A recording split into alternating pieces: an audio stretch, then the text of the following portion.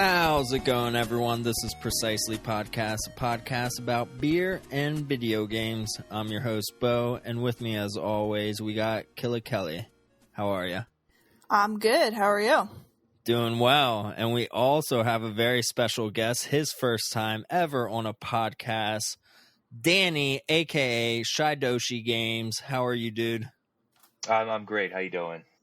Doing amazing. Glad to have you on and actually talk to you for the first time, and not in person, but, you know, through a microphone and headphones. It works. Yes, it does. So I just learned you reside not out of Philly, but out of New Jersey area, tri-state area. Go ahead. How's everything in that area in Jersey? It's with everything going on with the quarantine, it's pretty boring out here. Yeah. Things are closed down and nobody's really leaving their house. No, not at all. All right. Well, that's pretty much how it is around here. I've noticed, though, like I'm still going to work on the weekdays, and I've noticed the past 2 days there has definitely been an increase in traffic, but nothing like a regular, like how it used to be. I'm just like, oh, there's way more cars out on the road. Yeah, I was out for like the first time for an extended period of time in my car today.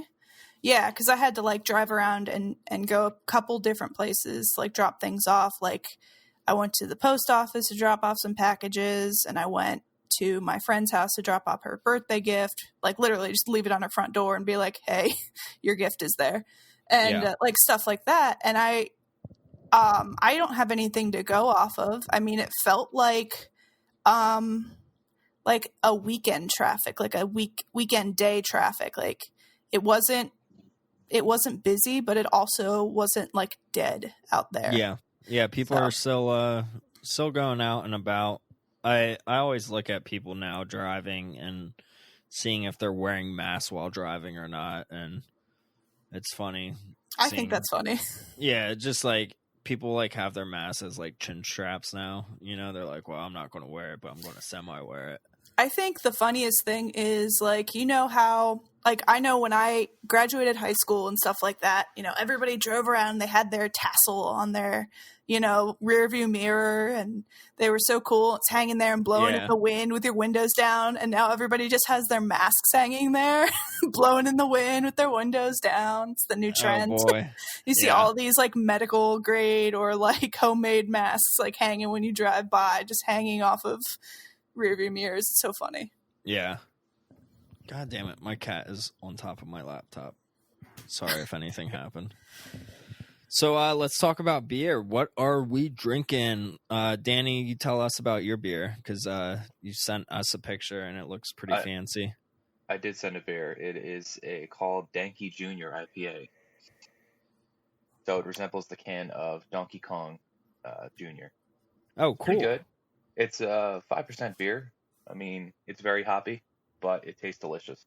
What's the brewery? It is brewed in Millville, New Jersey. It is Glasstown Brewing Company. Okay, never heard of them. I really like the label, though. Yeah, it is very cool. Danky Jr. is painted green, and his little Donkey Kong Jr. is green, too. It's funny. Yep. I guess you can get away with that, like, if it's different colors. I don't know. That's all you gotta do. You just gotta render them different colors. Yeah, what's the percent on it? It's only 5%. Okay, not bad. Yeah. Kelly, what are we drinking on? Well, I want to preface this today by saying that Beau texted me last night and was like, hey, I got something for you. My wife's going to come drop it off. And I was like, cool, whatever. You know, obviously I'll be here all day long. And she stopped by, and I didn't know what she was bringing. Like, you know, he just said, I have something for you. And she comes out and hands me these cans of beer. And I was like, oh, my God. So the beer is called Plain Chicken Nuggets. And the can art is absolutely fantastic. I will have to post a picture of this. It is just little dinosaur chicken nuggets all over the can on like a piece of like notebook paper. Yeah, it's so cute. So amazing. It's a pale ale. It's made by Stickman Brews in Royersford, Pennsylvania, which I have actually not heard of, but I've never heard of them either, and I was just drawn to this can knowing that you love chicken nuggets or I do talking love chicken nuggets. or just talking about nuggets. Like you're one of our mutual Instagram friends, Dane of Your Existence. You and him like always talk about, what is it, like Game and Nugs or something? Or Yeah, Nugs and Games. yeah, Nugs and Games. That was like a couple years ago. Somebody had a Nugs and Games hashtag. I can't even remember who it was, and it was like obviously like marijuana. And he was like, okay, but he wanted to make it like chicken nuggets, and then everybody was like, yeah, this is a great idea. And then the dude, I literally don't remember who it was. The dude who made the Nugs and Games originally with the marijuana was so mad that other people were posting on that, but using chicken nuggets. Like he was like coming for people online. I was like, bro, chill out. It was an interesting time. Was it my boy Wizard? No, I don't think so. Then I know who it was, and I forget who he is now. But we used to be in group chats together, and I blocked him. I forget who he was. He kept changing his name and stuff, but for a while, it wasn't like I was like against his posts or like against marijuana or whatever. It was just like, it was funny because it was chicken nuggets and video games, and and that was the tag, and he was just mad that other people were on that tag, I guess. I don't know. It was weird things to get mad about, but whatever. Yeah, it ain't your tag. Yeah. You know? Dane and I love talking about chicken nuggets and posting pictures of chicken nuggets and games and things like that. So good. I will be sending this to him as soon as this is over for sure, because this is fun. Yeah, what do you think about this beer? So it's a pale ale. It's 5.5%, and I think it's pretty plain. Like it doesn't have much going on. Like I was telling you earlier, it's not a lager, but also not hoppy enough to be like a really hoppy ale. It's just kind of like, it's a beer that you could like have in the summer outside at a barbecue and not feel like bogged down by it. Like you could have like probably a couple of them and be like, I'm good. You know, like I don't like, if you have a couple IPAs, you're like woo-wee, or if you have like a couple stouts, you're feeling like heavy. But this is like, you know, it's pretty fair. It's a very light IPA. I would almost classify it as a pale ale or it is a pale ale. It is pale ale. Like a blonde. Like it tastes like a blonde ale. Yeah. Almost. It reminds me of like, here's my first pale ale brew that I've ever made. You know, like very like basic B type drink. But that's fine. It's okay. Like the first sip was like sort of nasty. Now it's going down all right. Yeah. They made it better by making the can art with chicken nuggets, like dinosaur cutouts, and calling it plain chicken nuggets, because it ain't special in any sense. But they made it a little special with the label. So I appreciate the effort that came into that. You know, they obviously brewed a big enough batch to be able to sell it in cans. So good for them. I want them to make like other versions now, like chicken nuggets with ketchup, and that be like an IPA with, I don't know, something, and then like chicken nuggets with barbecue sauce, and it's like like a stout, you know, things like that. Like you could take the plain chicken nuggets and make different ales and lagers and things like that. That idea. And call them different things, because now you have the basis. This is just the plain. Now you can do all these other different ones. That'd be cool. Yeah, I like that. I also like that you earlier were like, I hope that this beer tastes like chicken nuggets. I said, I hope it doesn't. Oh, well, I said, and you're like, it does. Yeah, you're like, I hope it does. And I'm like, yeah, maybe for content reasons, but I don't want to be drinking a chicken nugget. That's your It's own all right. thoughts. Yeah. No, it's all right. If you stare at the dinosaur chicken nuggets on the can while drinking it, like you can sort of taste chicken nuggets. If you close your eyes and believe in yourself. Yeah, placebo effect. Yeah. So Danny, good to have you on. Shidoshi Games. What is Shidoshi? Can you tell us? Shidoshi, I got the name actually from one of my favorite movies, Bloodsport. Okay. So Shidoshi actually means master in Japanese. Oh, okay. Yeah. And what is Tanaka? Tanaka is also a Japanese name that I kind of just went with. The name actually altogether is something I came up with as for my writing name. What do you write? Writing name? Yeah, what are you Yeah. writing? No, I am a published writer. Nice. Oh. I'm Yeah, learning stuff. I like it. Yeah, I'm learning stuff too. Tell us. Please pimp out your writings. I write about different kinds of stuff about different sci-fi, fiction, and a lot of short stories. I have a whole Okay. collection of short stories that I have published online. That is free to download, by the way. What is the website for people to find? Actually, I gotta look up the website because I got 3 different ones on here that I need to figure out where the download right. link is for it. We'll figure that out later, and you can pimp it out at the end of the podcast. Yeah, definitely. Yeah, definitely. we can post it up on when we post, the stuff on socials. We can definitely do that. Yeah. And I myself am an avid reader and love to read stuff, so I will definitely be downloading your stuff after sounds this. really cool. Yeah. I mean, as of right now, I've been focusing mostly on like television and movie scripts, but I have been going back and forth to my short stories as well. Cool. I like it. So, you're a gamer that I've been following probably for at least 2 years, I would say. And you actually seem like you play your games and beat them, which I respect. You're not just a person that posts beautiful pictures, although your pictures are beautiful. Yeah, I was going to say, he does both. Yes, but you do play your video games, and you play games. There's like a different section of gamers that really focus on certain genres of games, and you are one that seems to love shoot 'em ups. Am I right? Yeah, pretty much. And Japanese shoot 'em ups, that would be your favorite genre, right? I would say that's definitely in my top 3, definitely. Yeah. Okay. What are the other 2? I would have to say RPGs, Japanese RPGs, especially in there. And just kind of any kind of action adventure. I love action. Okay. Adventures. Cool. What got you into gaming? When I was probably about 2 years old, my mom introduced me to video gaming. She basically just bought me and my brother the regular Nintendo, and just put us in front of a television and said, "Here, play this." Parenting win. Nice. Yeah, before YouTube and all that, right? Yep, exactly. Any kind of motive to kind of get away for a little bit, just to keep us distracted. Yep. Yeah.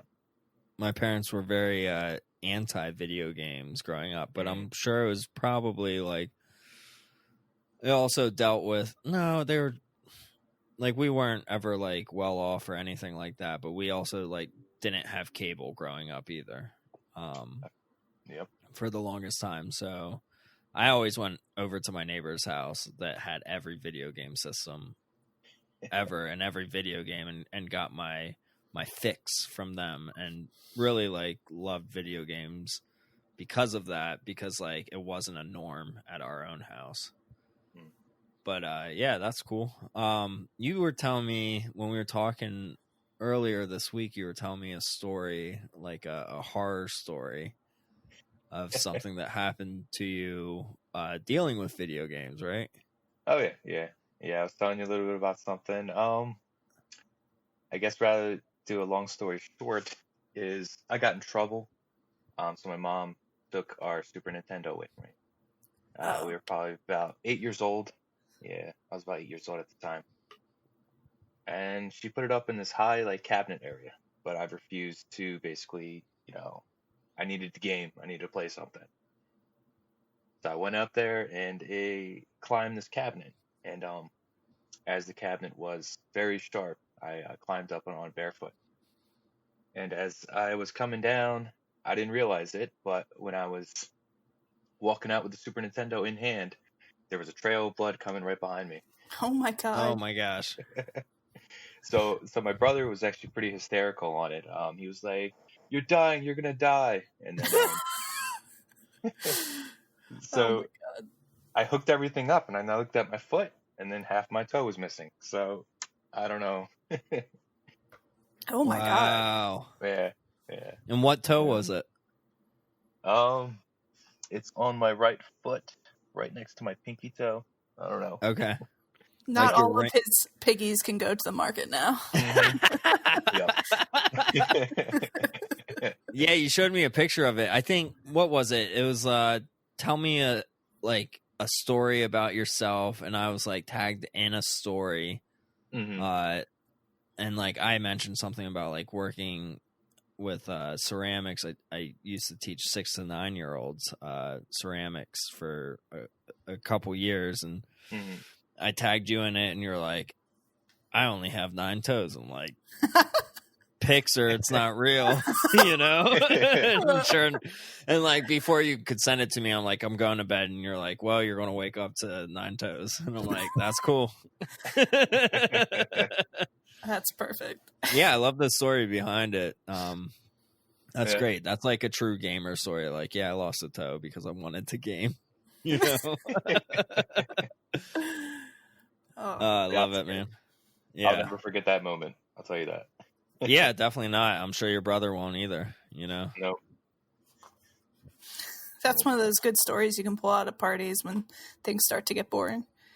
Yeah. Hey, check out my toe. Yeah. Or lack of. Lack of toe. Yeah. Oh, I've had it happen several times where someone was like, "You got to show me, show me your foot." Well, if you're going to mention it, you got to be ready to show it. You know, that's the thing. Flip flops all the time. Yeah, that too. I like it. Or just have like a picture of your foot on your background of your cell phone or something, like, oh yeah, here it is. Like you don't even have to go into your library. You're just like, yep, it's in the background. And then people who don't know you or who aren't in the story would just think like he has some weird like 9-toe foot fetish. Oh boy. So maybe not that option. Yeah. I don't know. I love it. What game or games are you currently playing right now? Or that you beat recently? Because I know that you just posted a photo of like a few games that you just beat recently. I did. I pretty much go back and forth between consoles. I just got in Alien vs. Predator on Super Nintendo, so I played through that today. Nice. For Super Nintendo? Yeah, for Super Nintendo. Yeah. Oh, I never even knew that there was that game for SNES. Wow. It's okay. It's not as good as if you've played the arcade version. It's nowhere near as good. Okay. But I mean, it's fun. Yeah, I never played the arcade version either, but cool. Yeah. As of right now, I've been playing mostly Nioh 2. I've put in about 77 hours so far in that game. Wow. Yeah. How do you like that? PS4? Yeah, it's PS4. Yeah. It's very enjoyable once you get used to it. I've played all those hardcore games like Dark Souls and Bloodborne and Sekiro. I played all of them, so I'm pretty used to it. It's a lot easier than them. Cool. Yeah. I don't know if I could ever do that one. I've heard good things, but I don't know. I don't think I'm cut out for that. I heard it's hard, and I don't want to play hard games. Like, I like hard games, but I like cutesy hard games, if that makes any sense. Like, well, yeah, you want to be able to enjoy it visually, and like you want some feel good while you're like getting mad because you keep dying. Yeah. I like. I feel like we all like certain difficulties of games, you know, but genres of games too. And like when it comes to hard games for me, it's like platformers I'm fine with because it's just a learning lesson every time for me, which I'm sure Nioh 2 is like that for you, or Sekiro or whatever, where like you just play, you die, you play, you die. But the realism of it, I'm just like, I can't do it. Like I can't keep dying realistically. Like, I want to die as Donkey Kong falling off the platform over and over again. Yeah, if I'm gonna get mad, I want to get mad at like a cute little frog instead of like some giant monster, or like that's like, you know, spitting blood at my face or something. I don't know. Yeah. Yeah, I think you and I are in the same boat on that one. Yeah, for sure. I mean, I gotta admit, there's been times where I wanted to put my foot through the TV, but you know, I gotta have my patience. Yep. Yeah. Any questions from you, Kelly? Yeah. Yeah. So I would say my like base question to start is like, you had the Super Nintendo growing up and you loved it. So at what point in your life, or like what spark was what got you into like collecting video games? Yeah. I mean, I've always been a collector since I was a kid. I just unfortunately lost a lot of it growing up because I lived in a family where we moved constantly. Mm-hmm. But in the past about 7-8 years, I started getting heavily into collecting. I just wanted to get a lot of games that I hadn't played as a lot growing up, and especially go into a different field. Like, I wasn't big into Sega, but now I've been starting to play more Sega games and get into that field system. Like, what Sega console mainly, or all Sega? I went back to like Sega Genesis, started collecting for that. A buddy of mine gave me a few of his games for the Sega Saturn, so I've been playing that off and on too. Dude, the Saturn is just a phenomenal system. It is. I wish it stayed in the States longer than it did. Like, it just had such a bad lifespan here, and it did. I really feel like we missed out on so many great games. But luckily, it's easy to like mod one without even really modding it, and be able to play Japanese games. And a lot of games that are for the Saturn, luckily, are arcade or shoot 'em ups where like you don't need to know the language to play them. Yeah, pretty much. Yeah, it's the same thing. The Saturn is phenomenal. Yeah. I was gonna say the same thing for Neo Geo. Like, they based around a lot of shooters or fighting games, so you really don't have to read much dialogue or anything. Yeah, I was going to ask you about Neo Geo because I really don't know anyone that collects for it besides you, that I talk to. Like, what is a Neo Geo system? Well, there's different forms of the Neo Geo console. That first they had the AES model and the MVS, which I don't have either of those. I have the Neo Geo CD, which I mean, it's a fun console, but if you're worried about loading time, and it has the worst loading time ever for any console. It takes a long time to load. How long is long? I'd say it loads in between each sequence. Like, as you start up the game, it loads. Let's say you're playing a fighting game. Before each round, it has to load before you go into the next round. Yeah. Oh my. Yeah. Oh my. And how long is loading? Like 10 seconds, 20 seconds? About 15, 20 seconds, yeah. Oh my god. Yeah. Oh, I would lose my shit. I could just see you sitting there yelling like, "Let me play my game." Yeah, I would literally probably turn off the system, being like, "Oh, you know, like I need to blow on the disc or wipe it off or something, like over and over again." You know, like something like that. I'd be like, "Oh, something's not working right," but really, it's just loading forever. That sucks. So it's cartridge based, or no? You said it's CD based. Yeah, the Neo Geo CD. Yep, the one I got. If you want to avoid all the loading time, I would either go with the AES model or the MVS. And what's the difference between those two, if you know? They're both just cartridge based, just different preference. I mean, one came out before the other. That's all I know. Okay, all right. Like I know that there's Neo Geo cabinets that like have like huge giant cartridges, like arcade cabinets. They do, but that's neither one of those. They use the same cartridge. Yeah. Oh, okay. All right. They have those large cartridges, and the worst thing about collecting for that is just about every game is $100 and up for it. Yeah. Yeah. Yikes.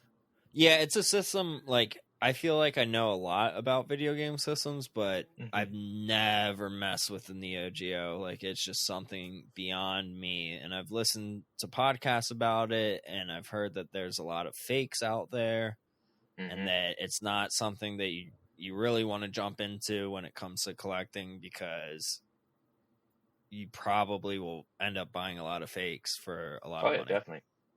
Yeah. There was a couple times where I went up to Classic Game Junkie. I don't know if you've ever been there. No. But Classic Game Junkie is in Glenside, PA. And I think they come to too many games. I think they do. I've seen their booth or whatever, so I'm familiar with their name. But there's this guy in there that always comes in. He wants to buy a Neo Geo game, but he asks to open them up before he buys them. And it's totally understandable. Yeah. I don't know. I mean, any game that you're spending over $100 on cartridge base, you should definitely open it up, you know? Oh, yeah. Like, you might as well. Like, we all have the tools for it, especially at a convention, you know? Oh, yeah, definitely. And that's a place that, you know, most people might think that, oh, everyone's legit here, but really, like, you really don't know. You know, it's like a bad deal could happen without even the seller knowing that it's the wrong thing, because they never checked it, you know? Oh, yeah. Yeah. So, you have the people there that are like, you know, like the legit game stores, local game stores in the area, who probably know what's going on and stuff like that. And then you have, like, you know, I don't know, so-and-so who's selling their art there, but then they also have like a handful of games there because they already have a table. So why not sell a couple games that I had?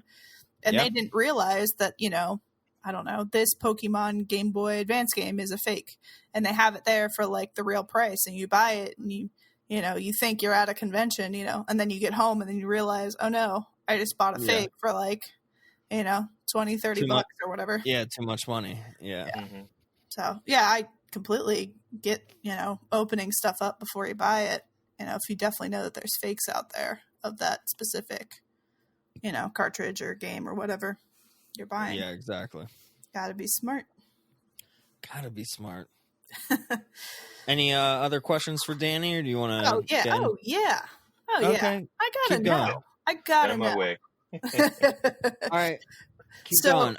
So, you know, we touched on some of your favorite, like, you know, games that you play, the kind of games you play. What do you think your favorite system to play is? I mean, that's kind of a hard one. It is. I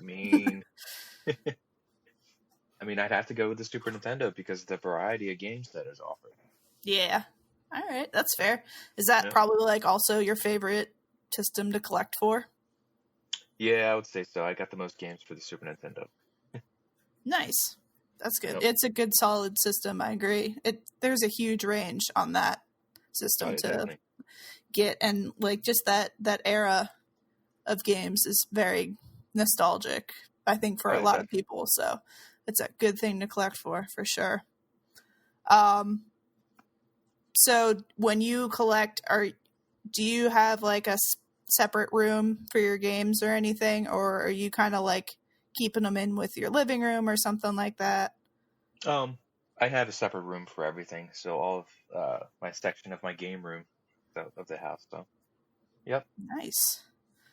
Dope. I had to come up with something because, you know, when in my old place before I moved to this most recent house, my son was crawling all over and grabbing games off of the shelf, so I had to figure out and do something.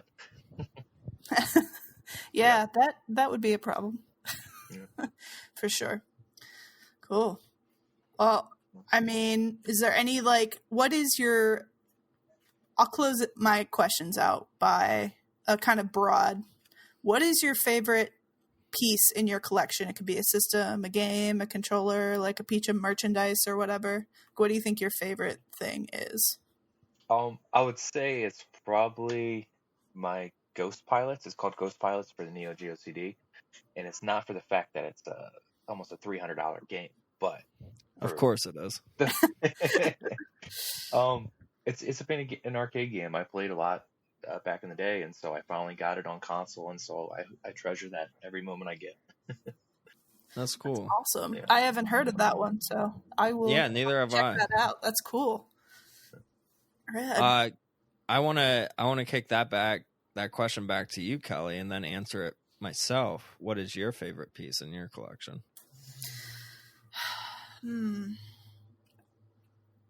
Like looking around my room. Right. Put me on the spot.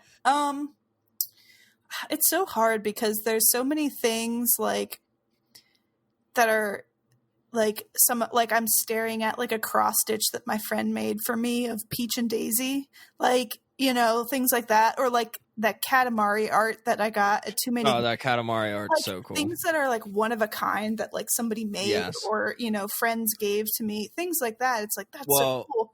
But let's take art and crafts out of it, though. okay, so then just All right. systems and games and stuff. Yes. I have to say my most prized possession in my collection would be my childhood Game Boy Color that I still have. I like that answer. Because I was really hoping that you were going to say Dynamite Cop marquee. I mean, but those things, like all of the things that I have, I could sell off and be like Casey. But like this was literally my first video game system, like the first thing, you know, I got like as a kid that it introduced me to this world, and the fact that I still have it, it still functions and like everything. It's like, I think that's something that I would never give up. So that would be my most prized possession. Yeah, I agree with you on that. Like my SNES collection, even though it's like only like maybe 25 games deep, you know, my Chrono Trigger was when I was like, I remember buying that at Babbage's or whatever for like $15, like $14.99 in the bin, and being like, oh yeah, this game looks cool. Like, didn't know anything about the game, and it was actually a game that, you know, my neighbors didn't have, so I didn't play it at their house, but I bought it for myself and like playing it, being like, wow, this is really cool, and like going to game FAQs just to be like, what is this game about? And then learning so much more about this game, being like, wow, there's like 11 different endings to it. Like, holy hell, like I gotta play more of this. Like, yeah, I would never get rid of that, but that wouldn't be like my favorite thing out of my collection per se. I'm recording in my kiosk room, and I don't know, every time I'm in this room, I just like get so giddy and like, I don't know. I love my collection of kiosks, and I honestly love the Dreamcast kiosk so much because it was a way, like I traded a World of Nintendo cabinet for it, you know, which means a lot to a lot of people, but at the time it didn't really mean anything to me, and I wanted something more functional, and I got something amazing, and then modded it, got it modded, and have, you know, all the great Dreamcast games on it. But now I'm looking at the PS1 kiosk next to it, and I'm like, God, you look amazing over there in that corner. Like, really, like it trumps the Dreamcast kiosk in size and like weight and everything. It's just like, oh, I'm fucking PlayStation. I think, it has like light up things, and the speakers on it are so fucking loud. And yeah, I don't remember know. that PS1 kiosk, playing that at stores more than playing a Dreamcast kiosk. Yeah, I never played it. I don't think I ever played a Dreamcast kiosk. No, I did. But the Dreamcast just has a great library on it, and to have about 100 games built into the Dreamcast that's in it right now, that I don't have to like buy any games for it, like it's all just right there on a menu screen, like that makes it for me too. Yeah, I feel like I'm like, the older that I get, the more I'm like leaning towards emulation and stuff, where I'm just like, this is like, I enjoy playing games, but I don't want to spend the money to play them anymore. You know, like I'd rather just like sell off things if I can play them digitally, you know? Yeah, I get that. Yeah. I would say though, that is a beautiful collection of kiosks you have. Thank you. I'm proud of it, man. And literally it like happened, I don't know, like with a snap of a finger. Like I got the first one, and then I was like, I need more, and my wife just keeps rolling her eyes back and back and back, being like, what the fuck did I allow? She's in the other room right now, and I can't see her, but I know she's fucking rolling her eyes so hard. She's like, fuck you. But I don't know. I sort of want to get rid of one, but I would just add a new one to it, if I did get rid of one. But yeah, I enjoy it, man. It's my favorite thing to collect for and fix up, because I'm not really like a mechanic. Like, I don't know cars or anything like that. I'm not the greatest with electronics and electrical work. Like, I tried to mod a few different Game Boys and messed them all up, and sort of gave up doing it. I was like, well, I suck at this. But for some reason with kiosks, like, I can fix them up and clean them nicely and wipe down the dirt well and plug in the things and unplug the things and make them all right, and I'm getting better with electronics. So it makes me feel like I'm doing something, like making something that wasn't as nicer, Yeah. Yeah. I don't know. A little tangent, but yeah. All good. Cool. So let's get into the games that we're playing, if we want to go into that. Let's do it. Kelly, what games have you been playing? Well, it's a shocker for everybody, but Animal Crossing. Yes. Whoa. I know. Steady yourselves. No, I've been playing a lot of, that's like my daily game. Like, literally, I play it in the morning and I play it in the evening. Like, it's like a nice bookend. Keeps me sane right now. So, and the fact that it's now a new month, a lot of things turn over. Like, there are new critters to capture and, put in the museum, and there's May-based events. Like, right now they're having May Day stuff going on. So they released new critters for the museum? So when months change out, like, things go in and out of season. Like, in real life, this bug might only appear for these so many months. Oh, okay, of the gotcha. year. So, some bugs and fish went away at the end of April, and now that it's May, there are new ones essentially taking their place in the spawn. So, looking for those new things now. And it's just been nice to have that game and it stay connected with, I've played, with people on IG. I've played with people who I know in real life, and it's been fun all around. So that's been pretty much a lot of my playing time. The other thing I played a little bit of so far, I got it like 2 weeks ago on the eShop. It was $5. I got Celeste finally. Yay! I felt like $5 was a that's so cheap. Really good price for it, and I did not have any excuses. I'd be like, I don't know. I was like, it's not going to get any cheaper than $4.99. Buy the game. It's not. So did you play any of it? Yeah, I did the prologue, and I'm in the middle, I guess, somewhere of chapter 1. It's so good. It's interesting.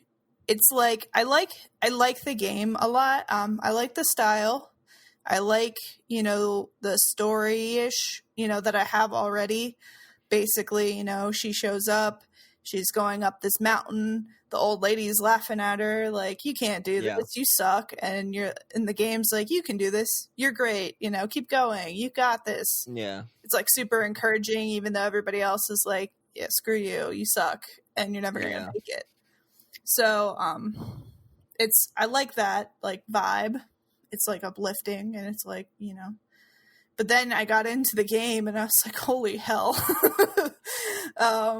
It's like, you're gonna die. You're gonna die a lot. I have. And this kind of ties back into when we were talking with Danny about the like amount of times you die in a game and like getting mad. And it's like, I'd rather get mad at something cute than something like realistic. This game is like pixelated, so I'm getting mad at like little pixel spikes or something, you know, or this little, you know, pixeled wall. Like I'm not getting mad at a giant, you know, bloodthirsty creature. So this game, you know, it's like a platformer, but it's not like in Donkey Kong, when I play Donkey Kong, just because that's like a good platformer base to go off of. I just kind of run and go, and like I take obstacles as they come, and then I'll die and I'll get set back and I'll be mad, but you know, I'll do it again and I've got it. This one, it like gives you time to pause and like look around and like you can think about your movement and like think, okay, well, I know how to dash and I know, you know, whatever, I know how to jump. Like, can I jump and then dash, or should I dash and then jump? Or like, you know, what angle do I take? Because there's like probably six different ways to like get to, you know, wherever, you know, and get your collectibles and things like that. It's like you have to map it out before you start moving. Like, what am I going to do? So or you just got to do it and be like, oh shit, that wall just fucking dropped on me when I jumped on it, so I got to jump faster next time. Right. Yeah, I was going to say there are moving pieces. So like once you get in, you can think you're going to go one way, and then you get in it and you're like, oh shit, I didn't know that was going to happen. And then you have to like recalculate what you were going to do based on what you just learned. So, yeah, it's a very quick learning game, and what's nice about it is that most of the like stages or whatever is just one screen, and so you just go right back to where you were. Yes, I like that. There's no lives, and it's so quick when you die. Like that a lot. And respawn is so quick, yes. And that's what keeps the game going so well, that there isn't any loading with it. It's just like, there you are, poof. You die, and here you are again. Try again. Poof, dead, poof, back, do it again. It's like, it's kind of like just like picking it back up and just being like, all right, you know, you fell off your bike, let's try again, you know, keep going from where you are, kind of thing. I like that. So I just, but if it is the bike analogy though, you are just going to be covered in scars and scabs within the first hour. Oh my God. Yeah. I've died a bunch, but it's very quick to learn and like figure out. So I do like the fact that you have that like learning part of the game. So I played it for a while, and then I was like, all right, I have to like, it wasn't like I was like super frustrated and like had to stop playing games altogether. It was just like, okay, I'm doing the same thing, and now I just kind of want to play something else. So like I went to play another game. But like I think it's good that I have it on the eShop too, because, you know, it just sits on my Switch now, and anytime that I can be like, all right, I've got a couple minutes, or, you know, I've got like a while I want to play a game, and then you could switch out and go to something else, and then, you know, it's always there and ready. So it could be like a game that I just like jump onto for a little bit and then go to something else. I just don't think it's going to be a game unless I get more into it. Right now, it doesn't feel like I can sit for like 4 hours and play. No, not 4 hours, but it's definitely a game where you're like, all right, I got 20 minutes to play, and then you're like, well, now I've been playing for 2 hours. Yeah. Like, it will go by very quickly the more that you keep playing it, and realizing, like, you'll feel so good after each section that you get past that you'll want to keep playing more, you know? But it's a game that really, like, makes you feel like you're evolving as a gamer. That you're getting so much better because you have unlimited lives. But then at the end of the day, once you beat that whole level, it's like, hey, you just died 250 times doing this. You know, and it's like, oh fuck, like I did die that many times, but cool, I still beat it, you know, and then you can go back and try to like beat that score and beat it with less lives. Right. Have you ever played it, Danny? I have not, but I've heard good things about it. It's so good. I did have a question. Is it like memory based? Yes, it's like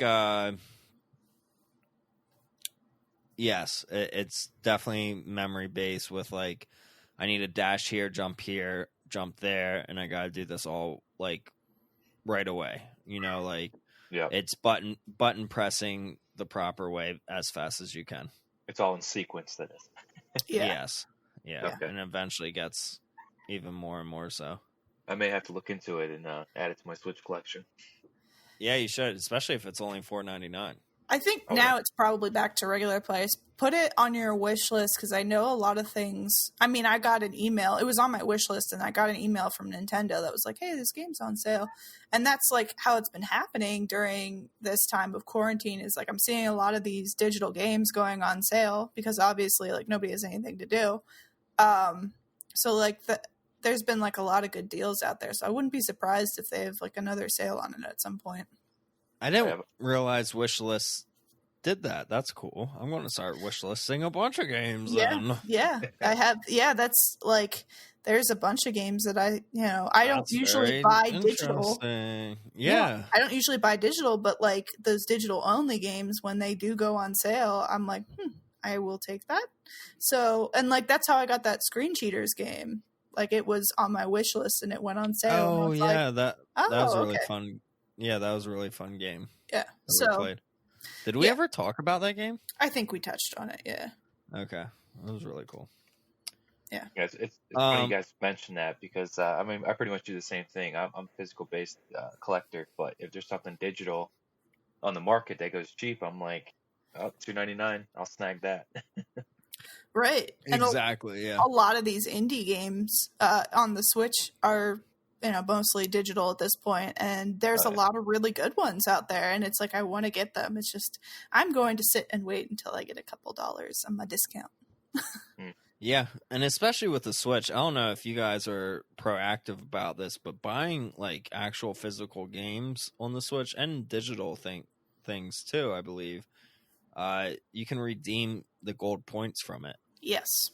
Like, I'm so about that. If I'm buying a new physical game that's not like from limited run, it's actual like Nintendo published, I automatically, before I even like start up the game, I'm like, let me redeem the points from it and make sure that I get those points, which is like only like 50 or 65 or whatever points, but that equates to cents.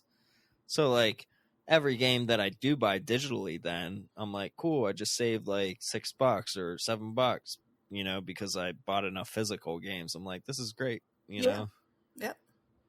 Great way to save some money on games. Is that all the games you played, Kelly? Yeah, that's pretty much been it. I'm going to get into mine then. All right. I finished Yakuza 0, which I told you guys that I would finish on the last podcast. And I'm glad I got down to it. I was just like, I need to finish it. My wife was like, you need to finish this game. You're not allowed to play any other game until you finish this game. I'm like, okay, cool. And it was a lot of just like story based and beat 'em up, but it was really good. It was a good story. It's the beginning of the whole Yakuza series. And I'm not ready to play another Yakuza game for a while now because they're all the same, but they're all very good in their own way and quirky Japanese culture mixed into it. But I'm happy I finished it because I haven't really been finishing as many games as I've wanted to by this time in the year. But it's fine. And then my wife and I started replaying Donkey Kong Tropical Freeze because we were like, let's, play another video game together. It's been a while, and I'm like, let's just replay Donkey Kong Tropical Freeze. So we started up a new file, and then the next day came around and she opened up our old file, which we were at like 98% on, and she's like, we literally have like 2 more levels to complete. How about you do it? And I'm like, okay. So I'm doing it, and she doesn't even want to play with me. She's like, you just do it. And I'm like, okay. So I'm doing it. I'm just dying over and over and over again. And eventually I beat these 2 levels, and at the very end, it's like, congratulations, you beat everything. And these were like the bonus levels. And it's like, congratulations, you beat everything. You now just unlocked hard mode, where you only have 1 life, 1 heart to live, throughout the whole game. And it's just like, no way I'm playing that. Like, I get hit once and then I have to start the whole level over again. Fuck that. No, get out of here, hard mode. Like, no. It was already hard. It was already so hard. I'm just like, no. It was. No. Yeah. No, I wouldn't do that. No, I'm not doing it. But it's cool that I got that far, I guess. But like, no way. Like, I had to buy lives, you know, and luckily the game allowed you to do that. But like, no. And then besides that, I got into a new VR game that you guys might have saw a post of mine about called Box VR. Yeah, I want to hear about this. Yo, it's so similar to Beat Saber, but it's all about boxing and it's classes. So you can literally take, all right, there's a lot of gripes that I have about this game. The training on it, like the tutorial is 30 seconds long. It's like, this is how you hit left. This is how you hit right. Here's how to block. All right, you're ready. And it's like, no, I'm not fucking ready, like, at all. And then you go into any of these classes, because it's just classes. It's not like, oh, I want to play this song. It's, no, I want to take a 2-minute class, or I want to take a 45-minute class. Jeez. You know? Or an hour class. Like, literally, you can do all different lengths. There's 29-minute classes, 28, 27, 26. There's all different minute classes, which is really cool. You know, like they repeat the same songs and stuff and like different like mashups of punches and stuff. But once you get into a class after doing the tutorial, you're going to suck so bad and it's not good. And you're like, what am I doing wrong? Like, I am punching this orb that's coming at me the proper way, but I'm not. So then you have to learn how to punch it the right way. So I posted a video after I got into this groove of, all right, I am punching things for the most part 95% the right way that it wants me to punch it. My tattoo artist then calls me, my friend Chad, who did the Ori podcast with me, and he's like, hey, I got that Box VR. He's like, have you reset your motion controls a different way, like where they are positioned in your hand? I'm like, what are you talking about? Like, I know that you can like change up the grip area. He's like, honestly, you want the ball of the motion controls like behind your wrist, like really low. He's like, if you do that, you're going to hit everything that you want to hit the proper way on punching it. Like, you're not going to force a punch a certain way, like an uppercut a certain way just to get that orb hit.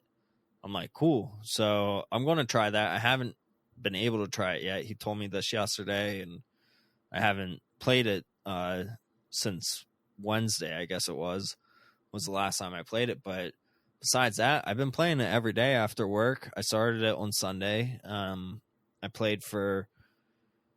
I did like a half an hour or a 45-minute class at first, and I got like 20 minutes into it, missing a lot of orbs, and I was like, this fucking sucks. I paused it, and then I accidentally clicked on the wrong button that made me replay it, the same thing again. I was like, oh, I'm already like so sweaty. I'm like, fuck it. I'm going to fucking do this. I'm going to play another whole 45 minutes after already doing 20, 25 minutes of it. And I was cursing at the TV. Like, I haven't worked out like that ever in the longest time. Like, but yet after I did it, I felt so good that I fucking completed something that took over an hour of physical exertion the whole time, which I haven't done. Like, even when I would go to the gym, you still have that downtime where you like look at your cell phone after pushing weights or whatever. Like, this was like, no, motherfucker, you are in this to win this, and all the orbs are going to fucking come at you so fast, and you got to keep punching no matter what. You got to keep your hands up the whole time. You got to keep swinging all these different ways. And that's the thing that I love about this game that Beat Saber does not have, because Beat Saber is just one song at a time. So after you're done with that song, you're like, cool, I'm a little sweaty, whatever, you know, like, let me go to the next song if I want to, or let me stop. This is like, if I'm doing a 45-minute class, I am completing that 45-minute class. Otherwise, I failed in my head. and I love it for it. Like I said, I've been doing it almost every day, and tomorrow I'm going to do an hour-long class in the morning, first thing after brushing my teeth tomorrow morning, and the next day I'm going to do an hour-long class. And I feel great the next day. Like, I feel sore as hell because I'm not used to these muscles. You do a lot of squats too, so it's not just your arms, it's also your thighs that are burning as well, and it's great. Like, if you have VR and you want to work out, I recommend this game, Box VR. Right on. That sounds intense. Sounds like those like it is intense classes that they have at like the local gym, but just like in a VR format in your house. It is intense, and you know it's not Beat Saber. It's not a fun party game. It's I am doing this for exercise reasons, but it is fun because I am doing it in VR, you know? Mm-hmm. It's sort of like the opposite of Beat Saber, even though it's so similar to Beat Saber. Right. It sounds like you've got a little bit more free time in Beat Saber, or it's a little bit more casual. More casual. Yeah, for sure. And then besides that, on Sunday, I started Ocarina of Time for, I don't know, the third or fourth or fifth or sixth or seventh time ever. I was like, while in the headset, I was like, man, I really want to play Ocarina of Time. And I've never felt that way in like years for this game. And I recently bought like a few months ago the not for resale like Zelda collection on the GameCube that came with Majora's Mask and Ocarina of Time and like a demo of Wind Waker. Original, you know what I'm talking about? Yep. And I was like, oh cool, like I have this, I really want to play this game. Like, I love Zelda games. Like, obviously Zelda games are just built very well, and it's been a while since I played OOT, and I started that up, and I was like, oh my god, on my 60-inch TV, I was like, this fucking shit looks horrible. And I'm playing it through my Wii, which I have composite cables on, so it like turns out to like a 480i, and so it's upgraded graphics, it's stretched, but it looks fine, but the graphics are just so muddy, like the backgrounds are so muddy, but like Link looks clean, you know, and everything's fine. But I was just like, I'm still enjoying the hell out of it. Kayla hates watching it. She's just like, this sucks. Like, I went to Lon Ranch, you know, and I'm doing the guess the 3 chickens that I just fucking threw out, you know, and it's like, which ones are the fancy chickens or whatever, and it's like the whole time while you're talking to him, it's like, and it's like over and over. It's like, fucking Nintendo, why did you have to repeat the same sounds over and over and over and over again? It's so annoying. But yeah, I'm enjoying it. So that's been like, when we're not watching TV, I'm like, can I play some Zelda? You know? Let me scratch that itch real quick and get my fix. Yeah. So I'm at the Goron dungeon right now. And I kept the Wii on for like 3 days, and like, because every time you save it and then like actually turn the system off, I'm pretty sure you start right back at your house, which sucks, you know. I don't think you start at the beginning of the dungeon, at least in this version you don't. I don't remember. It's been so long. It's been so long, and I'm like, oh, you should start back at the dungeon at the beginning, but I don't think you do. Maybe in the N64 version you do, but the GameCube version you don't. I don't think I ever played the Ocarina on the GameCube version. I know I have. This is my first time, and I'm glad I'm doing it, you know, like whatever. Like, I honestly, Kelly and Danny, like, I don't think I've ever beat Ocarina of Time ever, because I used to get too scared as a kid once I turned into adult Link. And you get, you know, like, why would it scare you though? Okay. What did scare me? I said, why would it scare you? Dude, those things that fucking like those like creatures are like, they fucking jump on you and they suck your life out of you. You know what I'm talking about? Yeah, I know what you're talking about. Dude, I hated it. The first fucking boss that I beat him so fast, the spider thing, right? The one-eyed spider. It scared me. It brought me back to my childhood, and I was like jumping. I was like, oh my God. I'm like, why am I even scared of this? Like, it looks so polygonal and dumb. But like it made me feel like a kid again, and like that fear that I had as a kid, like the nostalgia of this fear. And I'm like, fuck, like I don't think I've ever beat this game. But like I know everything that I need to do. I know where all the gold skeletons are and stuff, but I'm gonna eventually get to this certain part in the game where I'm adult Link and be like, oh fuck. Now I don't know what to do because I never got past this, you know? Mm-hmm. So I'm excited. I'm excited to actually beat it this time. I think I'm old enough mentally and physically that I can get through it, but we'll see. You could do it. Thank you. I appreciate it. Yeah. But those are mainly all the games that I've been playing. A little bit of Final Fantasy VII, the original, and the PSP as well. But yeah. Danny, any games you've been playing that you want to talk about? I mean, besides the Nioh 2, I spend about 3 days a week playing DDR. All right. Nice. Yeah. So you're still doing that? I have been ever since I was about 15 years old. Wow. Yeah. Nice. So tell us about that. Like, is this like a passion of yours, or are you just like a dumb DDR fan? I don't know. Why have you ever posted videos of you doing DDR? I did. I posted one up, but I don't know. I got too self-conscious, so I took it down shortly after. What? Yeah. Why? Yeah. Oh man, I would love to see that. Can you post something up, like a video of you tonight after we do this? Yeah, I'll see if I got any old videos lying around. No. We need a freshie. Demands are being met. I don't know. Yeah. DDR was one of those games I can't do it. Like I can't. Like I'm not good at it either. I can't do these, like, even like with Beat Saber and stuff. I get it, but like it's still. I mean, the feet for me is a huge difference between the arms. Like I can do Beat Saber and things like that where you're like moving a joystick or you're moving an arm in, you know, some arrow or something. But the feet, I can't. I don't have the coordination. I suck at it. Yeah. What is like Beat Saber is like hand-eye coordination, and then DDR would be feet-eye coordination, I guess. I had the worst feet-eye coordination. Head to foot or whatever. Oh, yeah, I'm not good at it either, Kelly.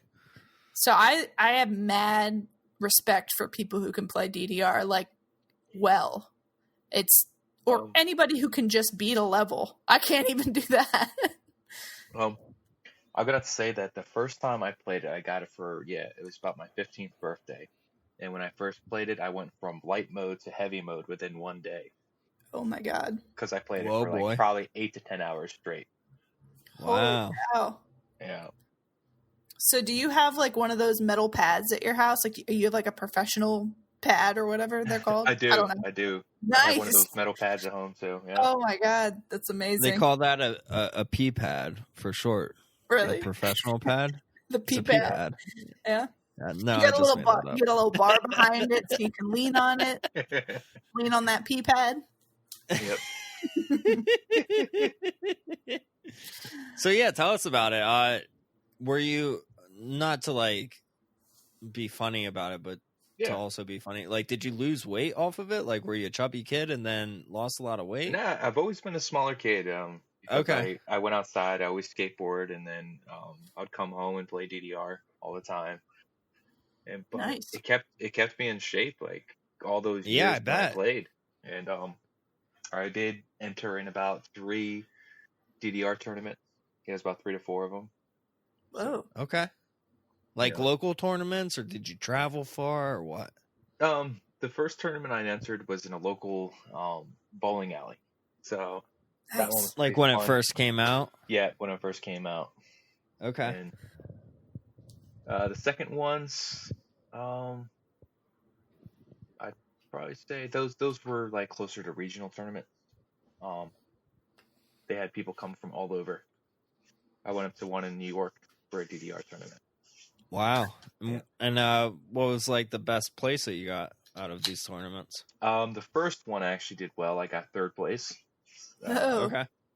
The second one, I was in top 10. Same with the third. I just couldn't get past all these people getting like constant AAAs and stuff.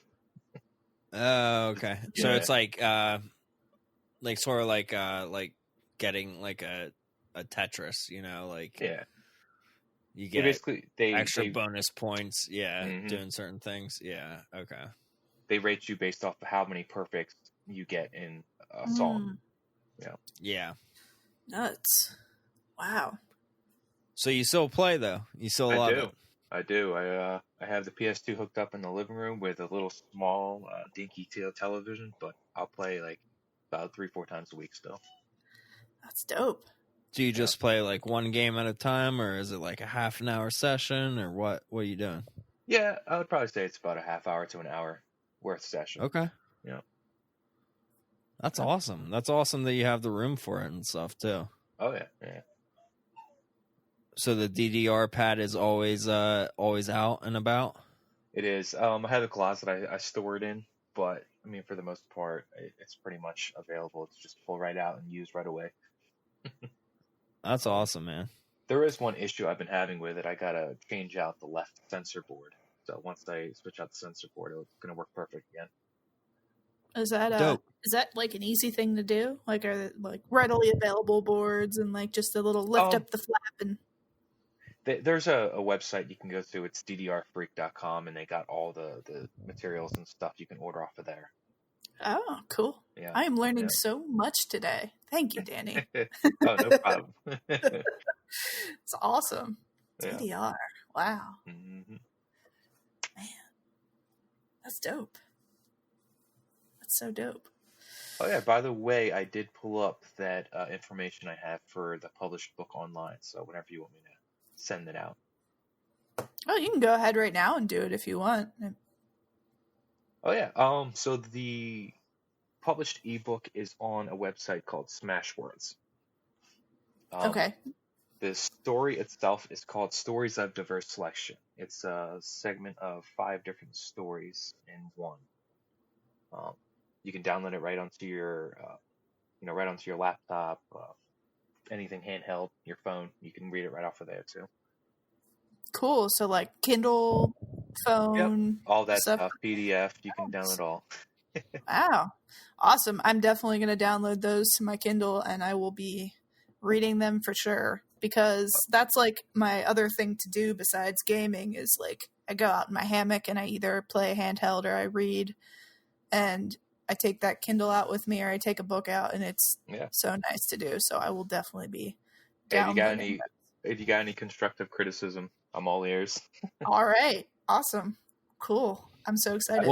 What was that website again? Because I just literally turned the mic off for a quick second. No problem. It's run to the bathroom. Smashwords. Smashwords.com. Yeah. / anything? No, just /books. And then you can go right in the search bar and look up Stories of Diverse Selection. Okay, cool. Awesome. I can actually read you a little paragraph about what you're expected to read about if you want. Okay. Yes, sure. Reading. Can't wait. So what I have here is live in a world of terror as the kingdom is torn apart from a ferocious beast that wants to decimate all in its path. The true king embarks on an adventure that leaves us a tale of the unexpected. Gather the spirit of a king in order to restore humanity. All falls into place in the eyes of Perseus. If not, it is not your setting. Move on to the next story that involves a woman named Olivia that must relive a tragedy. The visit takes us to a mysterious land of the astral plane. Does Olivia know what is real, or is it just a dream? In the final story of Stories of the Diverse Collection, join Casey on his journey in sweet, sweet revenge of finding true love. At least that's what he was expected to find. So that's just the rundown of everything. Nice. That's cool, man. Yeah. Awesome. Yeah. That's so cool. Man, this is great. That sounded like a beginning of a video game or something. I like to incorporate my readings into video games too. So I love it. That's cool. Awesome. Man. Well, you guys want to get into a topic I was thinking about earlier this week? Let's do it. Let's bring up some topics. Sure. All right, cool. So, with the whole quarantine and with how our world is going about, I've been thinking and looking at the news and seeing how things are evolving and changing. So my question is, how do we think video games will shape the future of social gatherings in a virtual landscape? For instance, sports are being played as video games now. Like actual NBA players are playing NBA 2K20 on ESPN right now. And I don't know if they're like doing it for fun or if they're like actually being like, oh, this is the actual game, but I guess it's just like for fun right now. But how is that going to be broadcasted in concerts? Are they going to be what they were, or could we see now concerts in video games, which we have been seeing, at least with Fortnite, with that DJ Marshmallow played in Fortnite, and I believe Travis Scott just played in Fortnite as well. Like he did like a 10-minute concert, which is crazy, like that you could just be playing this game and all of a sudden you're warped into this concert mode now. Like how do we foresee all this happening? Danny, I'll let you go first. If you're prepared. I don't know. It's kind of crazy how everything is turning out to be. I mean, with online gaming enough as it is, just I guess this is the realization of what we're coming to. Playing in the online world, it's what it's going to have to be for here on out until things start turning around. Yeah, and I think it's amazing that we live in the world that we live in right now, where we have so much electronics and ways to live our life in a virtual world already. That we can mimic, everyday life in a video game in the sense. And it's also keeping us all healthy while just staying at our house and not getting sick from a virus, but being able to enjoy the things that we would enjoy in, I guess, like the normal world. I don't know. It's a weird way to think about it, but like I've really been thinking about it that, this might be our normal. We really don't know that we're actually just like logging in, like if you guys ever seen the movie Ready Player One. Yep. Where they put on these the book.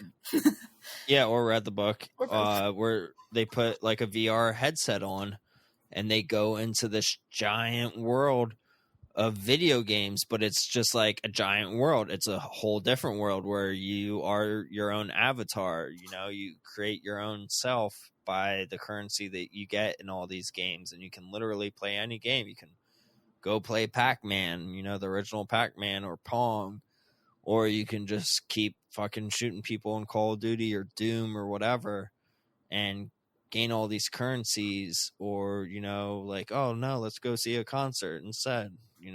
Like everything is just interconnected virtual reality wise. Yeah, it's crazy that, again, like you said, this is where we live now. It might be. I am an introvert by nature, so being at home doesn't bother me. But I do miss everyday life before quarantine, like the ability to just be like, I'm going to Target, or the freedom. Yeah, just to be able to get out and go somewhere and not I don't want to use the word fear, but I'm going to use the word fear for my health and safety. Like, because I would be lying if, every time I go to the grocery store, I don't think about like, okay, what if I accidentally, miss a spot washing my hands or whatever, and I get, COVID-19 from the bag of bread I just picked up, So like, yes, I'm only going out to the grocery store like once every 2 weeks. I'm extremely minimizing my exposure, but I'm still thinking about, these things. But I miss the ability to go out and be like, the world is the world. And, my biggest problem today is, I don't know, getting a beer at 6 p.m. right before happy hour ends. Yeah, like, yes, those simple things. Like, yes. I don't, like, I am hopeful and that this will pass and that society is smart enough and capable enough to return to quote unquote normal function as we were before, and that this won't become our new normal because we've become set in it for so long or something. Yeah, I really hope it doesn't. And I actually listened to a really good podcast today where the guest mentioned, we dealt with a similar situation with 9/11. And all that came out of it really was now we have to take our shoes off at the airport. Right. And I mean, there's a lot more that came out of it, than that. But really, that's all it is. And life became normal after a few years. Like, right. Racism happened a lot harder towards Indians and people of like that ethnicity, like, unfortunately that happened as well with it, but really, like, we were all like, okay, cool, like, whatever. People flew into a building in America, but we don't really remember that anymore or think back on it, years later. I think they think back on it in a respectful term. It's just not, it's not in the forefront of it's not the everyday thing. Yes. Yeah. So I'm hoping, like, hearing that, I was like, oh yeah, maybe things will actually go back to normal and we do sort of not like forget about what happened during this time, but we respect what happened and hopefully have vaccines already and be more prepared, be talking about what could and would happen if this happened, Yeah, it's about becoming a smarter society. This is a learning point right now. Yeah. And we can learn from it and grow like we did with 9/11. Like you're saying, we now take our shoes off at the airport and we all know the precautions now and we heed to it. Wash our hands right. now.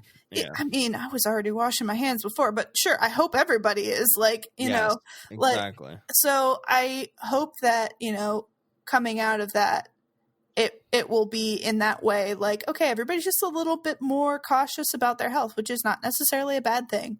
And maybe our healthcare system learns from this as far as like how to deal with a pandemic situation in a different degree. Like, we haven't really been tested like this recently with this kind of influx of a disease. So, it's a good point to grow from, and I hope that we do that. But as far as like our day to day, I know right now here in Pennsylvania, they just got the green light. No, I should say yellow light for a couple of counties. I think like 24, 25 counties in Pennsylvania to start reopening some businesses who have low enough case counts right now. So right now, I know it's hard to see the light at the end of the tunnel, but I think we're starting to get there. People are talking about, okay, we've done our distancing, like we've done all these precautions. What is it going to look like when we start reopening, when we start coming back? Because it's not just like, hey, we're open now. You got to do it in small increments. So right now they're starting to do that. And other states, I'm pretty sure, are, either doing similar things or they weren't locked down as hard as we were or whatever. But I think that right now video games are keeping everybody entertained, and that's what they need. Yeah. And TV, like last night they had that Parks and Rec I don't know if anybody's a fan, but they had like a Parks and Rec special. That show has been done for years.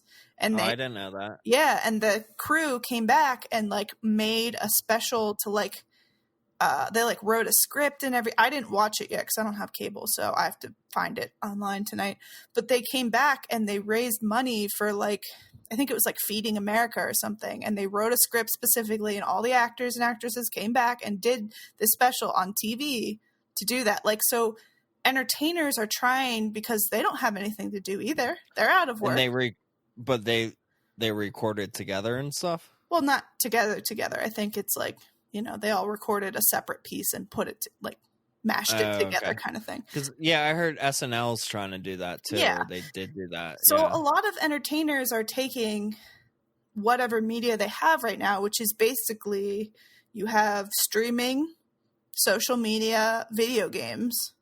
You know, those are your big ones. So they're taking those things and they're trying to put content out to still be able to help, you know, in this case, to help America and to help people be less bored and also to help themselves. Because like I said, you know, they're not doing anything right now. That like pretty much everything is on hold in the entertainment industry. Nobody's really releasing albums. Nobody's going on tour, obviously. Nobody's making a movie or a TV show.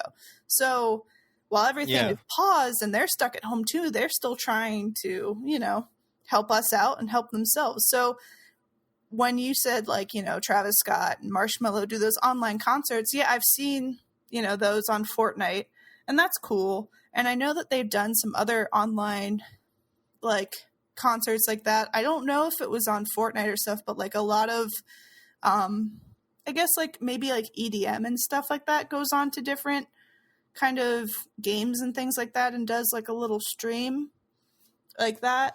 I would love to see like Sony or Xbox or even Nintendo, which I don't think Nintendo would, but to be like, oh, we're hosting this on our platform. It's a concert, you know, like put on your VR headset or just watch it through our system, you know, like, how cool would that be, you know? Yeah, I don't know how that would work as far as like the equipment you would need. Like they would have to be able to port that to your system immediately kind of thing. Like I have no idea of the intricacies of that. Well, even if it was just like a Netflix, like where you could watch at any time, you know, it's free. Right. We paid this band to do a live performance at their basement. You know, they all live together, whatever. Like, I don't know. Like, I feel like there's ways around it, but it's all about finding the right people that are willing to do it. Like, I know a lot of comedians are itching to do comedy right now, and there's nowhere to do comedy. You know, seeing like a lot of Instagram live like concerts, quote unquote, and things like that. Like I'm seeing a lot of entertainers doing Instagram lives where they come together or they have like their, you know, Zoom chat essentially on the live, and then they play their songs or whatever, you know. So it's happening, but just not necessarily always under the video game channel. So those things are happening. They're there. It's just, I don't know how many people are going to want to jump into it on a video game. So what do you think about sports though, in that sense? The sports, I know like basketball players and football players are playing like the actual sports games as like league games now. I don't know. I didn't do that much research into it, but like it sounds like they're doing that for the time being, or at least doing it for fun. I haven't been following a lot of sports aside from baseball because that's my sport of choice. So that I know like a little bit about. Like I see the players just playing video games. Like Bryce Harper was like streaming Call of Duty the other night, and my friend sent me the link, and I was like, I made a joke about it because I was like, she was like, yeah, why isn't he playing, you know, like MLB The Show? And I was like, well, after he was on the cover of it last year, he cut all his ties, you know. I was joking about it, but like people are just like playing games. I know a lot of artists that I follow, like recording artists, are streaming games on Twitch right now. Like they just have like nothing to do, so they're like streaming games on Twitch. One of the there's a band called the Acacia Strain, and their lead singer Vincent. I met him at Too Many Games because he works with Forgotten Freshness a little bit. He's one of their friends, and he is like with a touring band, like a well-known touring metal band, and he was, you know, streaming Mega Man on Twitch all week because he's a retro gamer. Like he collects retro games, like at the core of it. So it's cool to be able to like sit down and be like, I'm gonna watch, you know, one of my favorite artists play Mega Man for like 4 days in a row or whatever, and just chill out. Like, so I don't know. It's so weird that we're all doing the same thing essentially. Like the people who you perceive to be celebrities, and then the perceived, you know, normal population. So we're all kind of in the same zone, and it's weird because nobody has anything to do, and you're just kind of like, oh, we all got video games, so we're all playing video games.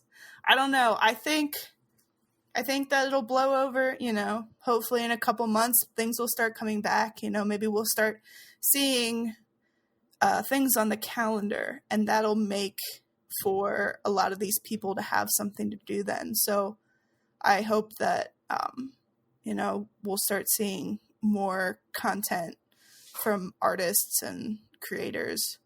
Yeah, I think we will. Yeah. It's Danny, anything that you want to say about this?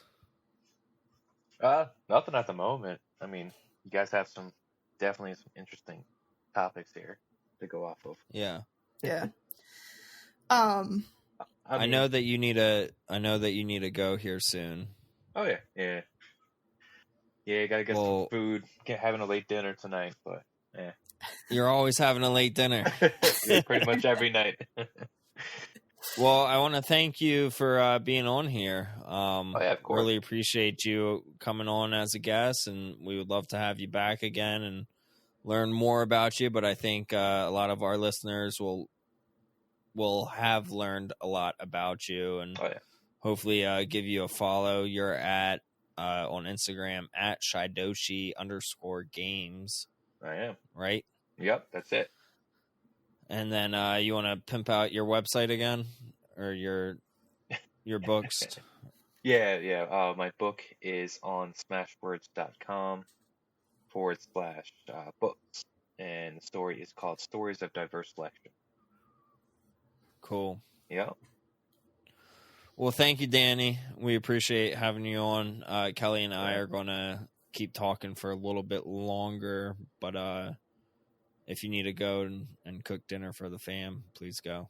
Oh yeah, definitely. I appreciate you guys having me on here, and I'd be honored to be on here again whenever you ask. So absolutely. Awesome. We'll talk to you soon, man. Thank you. Yeah, no problem. Thank you, Danny. You're welcome. Talk to you soon. Yep, sounds good. All right, so I was going to touch on we were talking about things that are going digital. And in the recent news, actually today I saw, there is a summer game fest that they are doing online. Have you seen anything about this? No, I hope his recording's still here because he just closed out and it looks like it disappeared. Oh no. I know. I'm scared. Let's just keep going. Okay.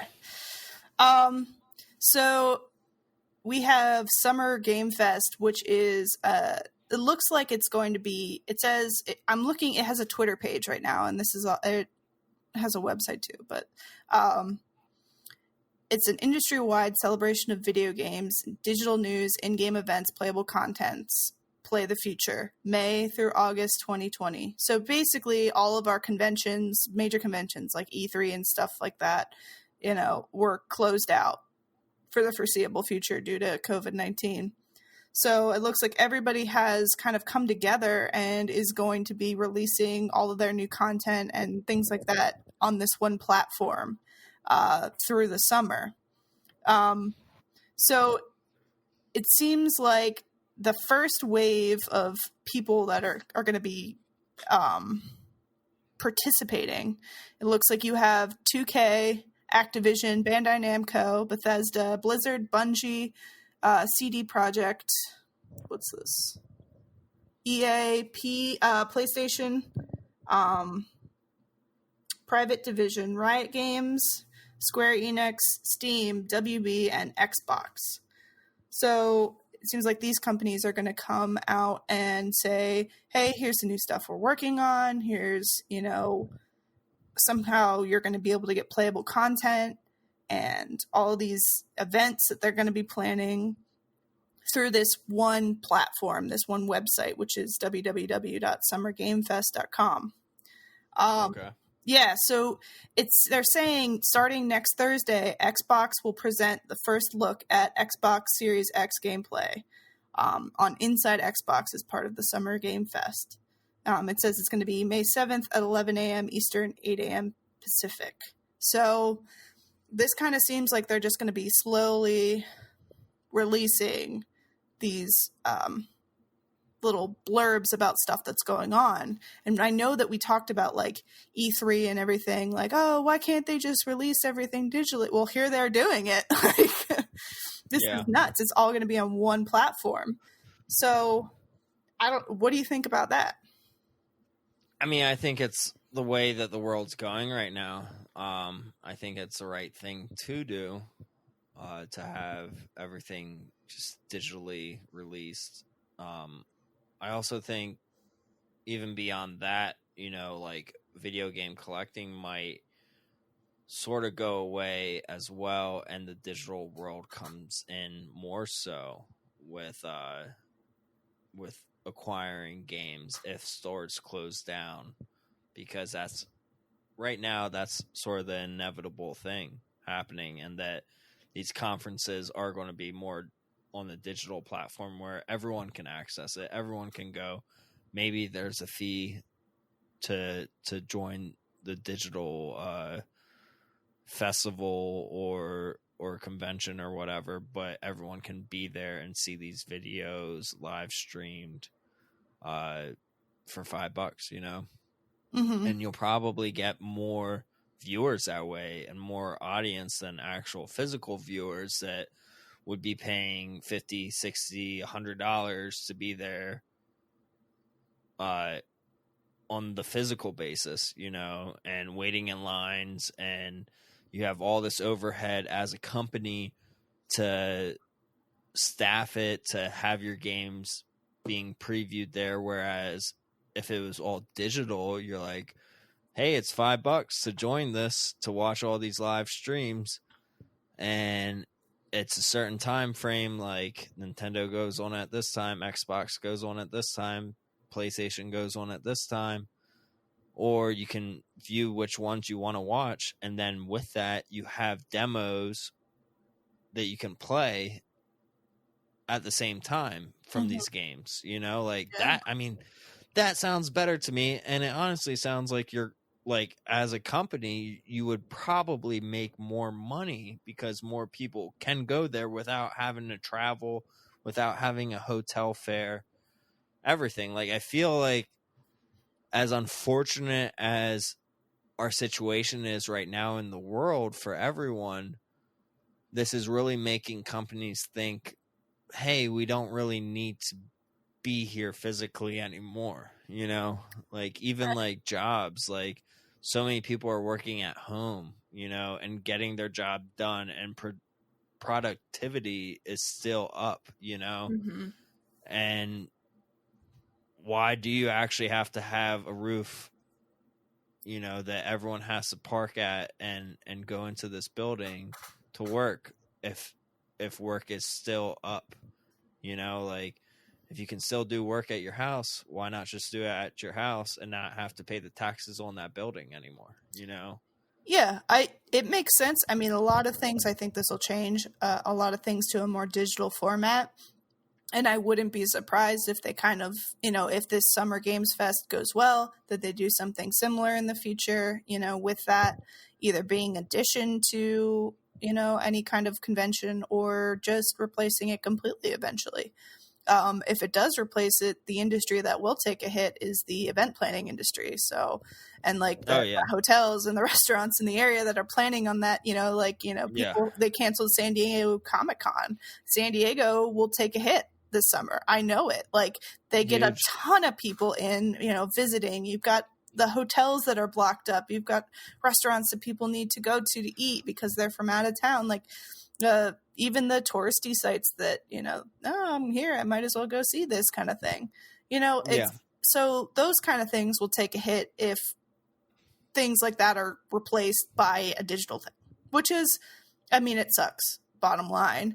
But it might be, they might see it as a better thing now. Like, okay, well, I'm just going to release all digital content now, and it'll save me overhead, from being in a building and staffing it and stuff. So it's definitely an interesting turn, and I'm not surprised by it, but I'm interested to see how it goes and plays out this summer.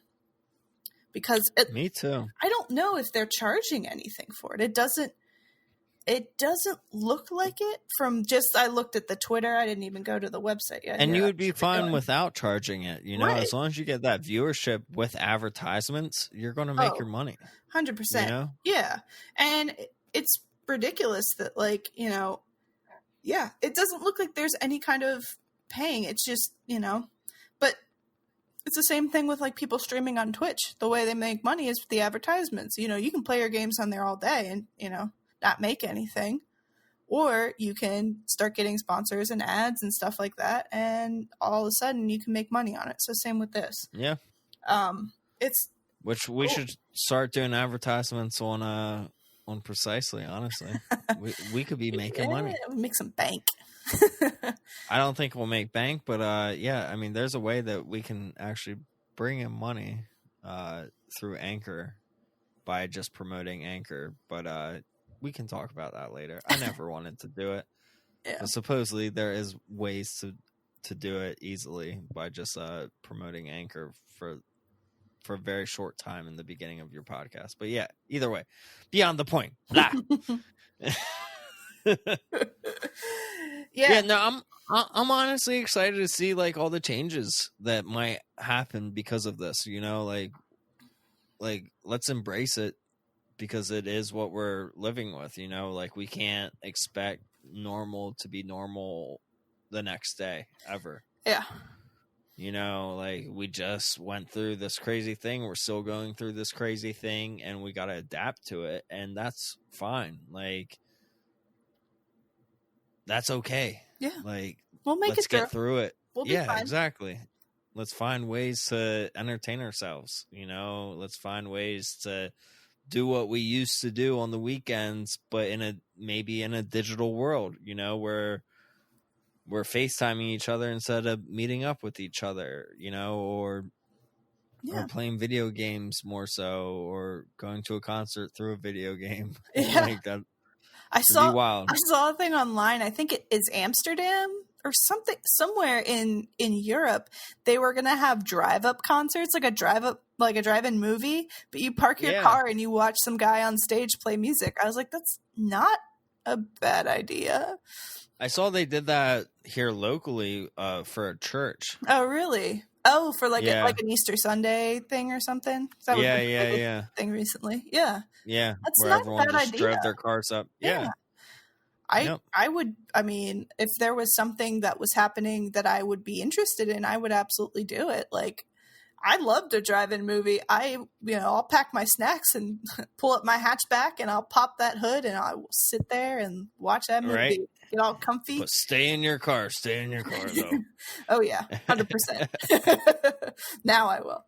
But yeah, it's cool. Yeah. Any last words before we close this out? Yes, the last piece of news that I wanted to share before we close out. The other thing that kind of, again, going off of this, quote unquote new normal, we were talking about too many games on one of the recent podcasts as the convention here on the East Coast. It's kind of a big deal for video gamers and that we like to go to. And we were saying, that was my thing that was kind of keeping me going because that's in June. And I was like, I just really want it to happen like that. I don't have anything to look forward to right now, it feels like. And that was like the one thing I was hanging on to. So I was like, whatever happens, just please don't cancel it. So it turns out that they did not cancel, but it is not happening in June anymore. They have moved it now to September 25th through the 27th of 2020. It'll be at the same place. It looks like it'll still be at the Oaks, what's it called? Greater Philadelphia Convention Center, outside of Philly. So if anybody is interested in that, please head to their website and look at that update. So it's still happening. I am getting to look forward to it just a couple months later now, but I'm glad that they didn't cancel completely because that me too. Sucked. That would have been really sad. But it looks like they're still trying to get as many of their original guests to come as well. I think that list is they're working on. So I don't know who they have confirmed for September right now as far as their original guests. But I think they're trying to get as many as they can still, depending on what happens.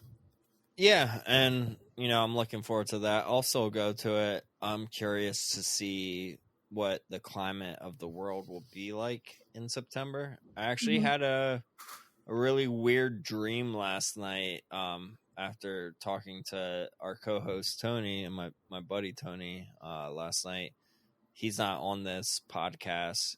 He just needed to take the day off on this one, and that's fine. But I had a dream last night that it was my birthday, which is in August, and he was determined to take me camping, but we were still on a lockdown. Oh no.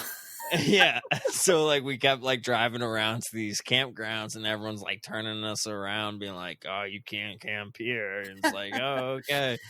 And then the government was chasing us, being like, you're not at your house. You need to be at your house. And Tony just kept driving. And then, it just kept going and going. But it wasn't a bad dream. It was this was fun. And I texted him this morning. And I was like, this is what I dreamt. And he was like, does that mean you want to go camping for your birthday? I was like, hell yeah, I do. I was like, s'mores and whiskey. He's like, let's go glamping. And I'm like, glamp life all the way. Camping. Go for s'mores and whiskey. That sounds pretty good. Right? Doesn't it? Sounds so good. Yes. I can't wait. So yeah, let's just wrap it up. I wanted to mention a giveaway in the beginning, but I didn't, so I'm going to mention it now. We're going to do a giveaway here again at Precisely. We don't exactly know what it's going to be, but it's going to be a mystery box full of goodies, probably $100 or more worth of video game stuff and memorabilia and all that. We'll let you know more closer to the date, but probably let it go for 4 podcasts until we actually do the giveaway, pick a name. So let's do a secret code, Kelly, if you want to, if anyone's listened this far. Or you want me to come up with it? Yeah, you come up with it. Come up with a secret code that people can DM Precisely Pod on Instagram. All you gotta do is follow us there and DM us the secret code, which is No Toe. No toe. As a tribute to Danny's missing toe. Yeah, NO space TOE. No toe. Yes. I love it. So yeah, we will have a mystery box that both Kelly and I are going to collaborate on with a bunch of different games from all different systems. I know I have a few CIB Game Boy Color games that I'm going to throw in. That's what I was thinking about putting one in. Oh, all right, cool. Yeah, but yeah, I've got my eye on a couple things I wanna put in there, so it'll be good. I got some Resident Evils and stuff. You're giving away too much. Systems. Mystery. Well, I'm not giving. Yeah, all right. Either way. But yeah, it'll be a cool giveaway. So no toe. DM us that on Precisely Pod on Instagram.